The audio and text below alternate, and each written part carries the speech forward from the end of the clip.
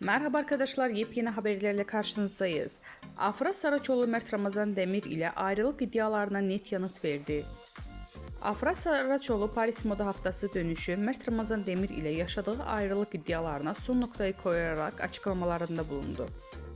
Ünlü oyuncu Afra Saraçoğlu Paris Moda Haftası'nı döndükten sonra İstanbul Havalimanı'nda gazetecilerin açıklamalarında bulundu. Son dönemde adı Mert Ramazan Demir ile yaşadığı ilişki hakkında çıkan ayrılık dedikoduları ile gündeme gelen Saraçoğlu bu iddialara açıklık getirdi.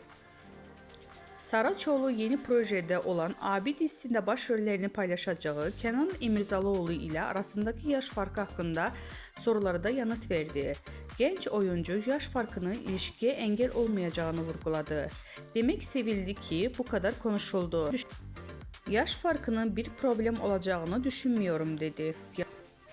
Gazetecilerin özel hayatı ile ilgili sorularına da açıklık veren Afra Saraçoğlu, Mert Ramazan Demir ile olan ilişkisini sonra erdiğini şu sözlerle doğruladı. Artık bitti gitti. Bu açıklamasıyla ayrılık iddialarına son noktayı koyan